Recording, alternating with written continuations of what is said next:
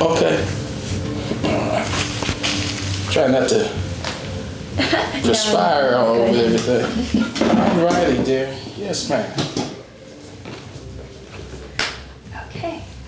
So, first of all, can you please tell me the history of St. Stephen's?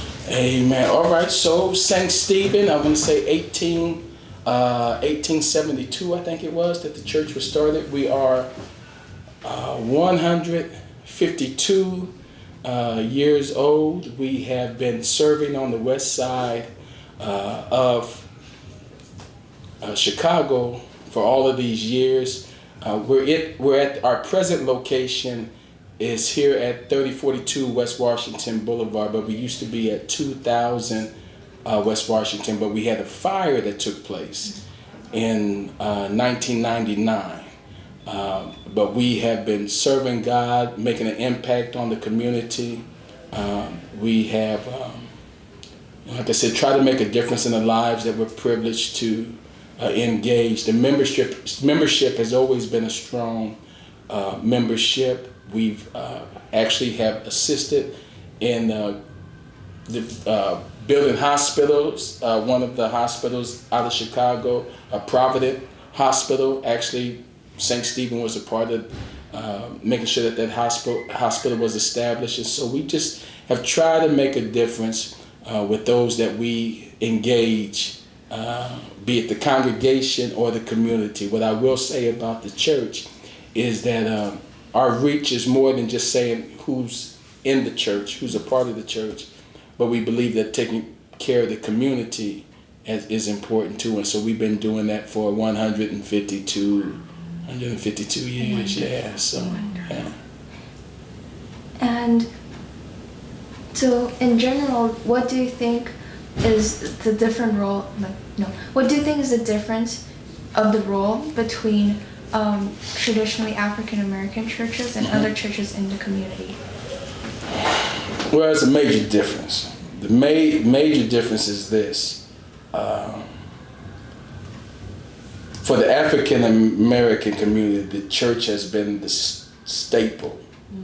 For our families, for our community, it's been the voice for Black people since our arrival, pretty much so on these shores. From the church, everything that has to do with taking place with civil rights and freedom and liberties for everyone, the church has been the leading entity in making sure that, fighting for the rights of other people. So for some, let me say it this way, in comparison to the other churches, it may be something that they do, something that is a part of their life, but the Black church is the life for Black people. It has made a major difference for every care and concern for the upliftment of Black people. It's been the Black church that has been in place.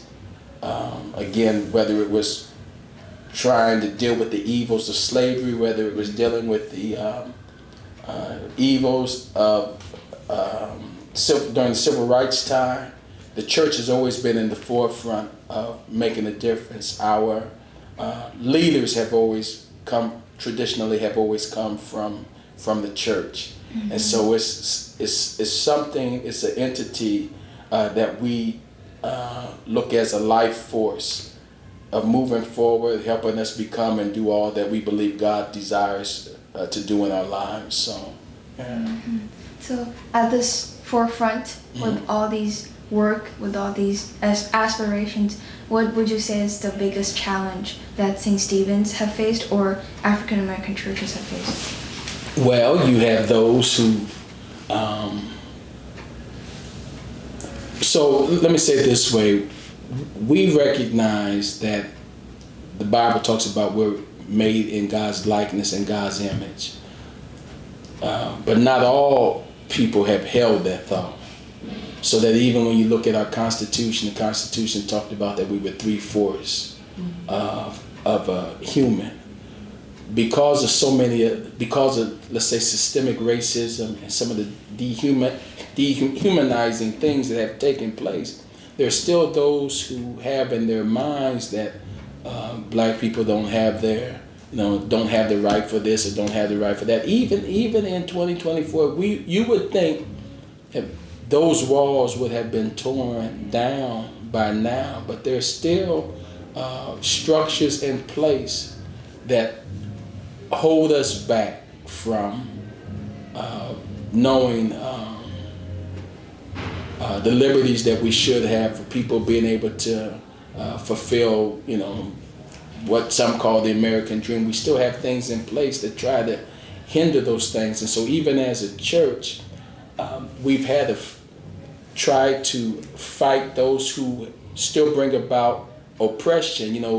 Back in the days, during the civil rights time, and you would have those who would put on the sheets, and you could identify who those were opposing you. You could tell who they are. Today they don't wear sheets, but they have laws in place that still hold you back, that still keep you down. So for the church and even St. Stephen, it's trying to address those ills throughout society, but also dealing with the ills and difficulties that we have within the community itself.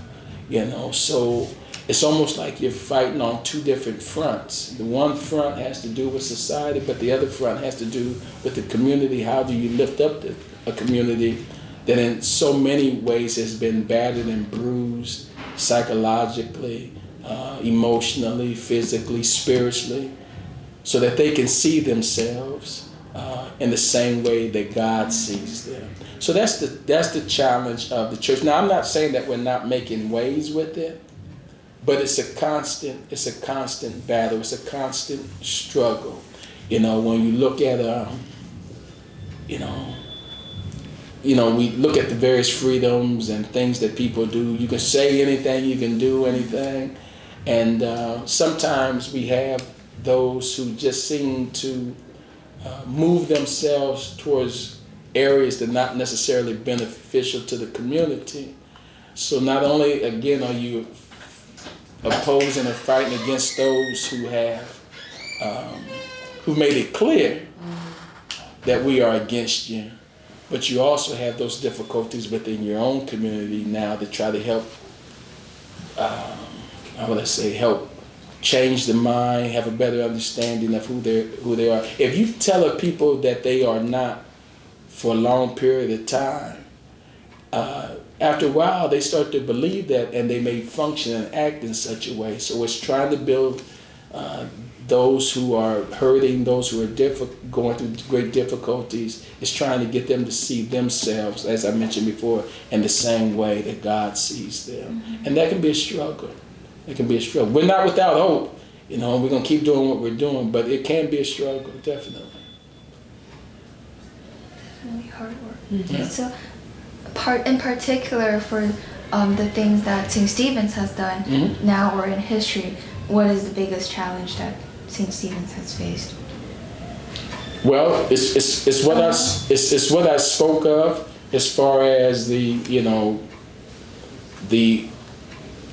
who would oppose you, oppression that we've seen through systemic racism and all those different things, trying to make sure that we have a voice, be it in civic government, be it as it relates to education, all those making sure that we have a voice there, but also again raising up these standards of our people to let them know that you can have, you can do, you can become.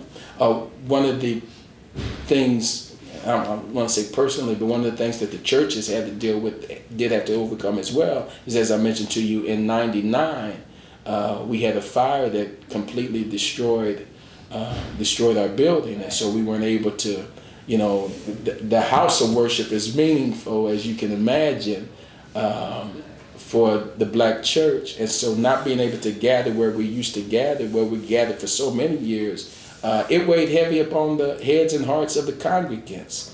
And they were serving and making a difference in that community. It's several blocks away from here. Again, it's 2000 West Washington, and we're at 3200 block now.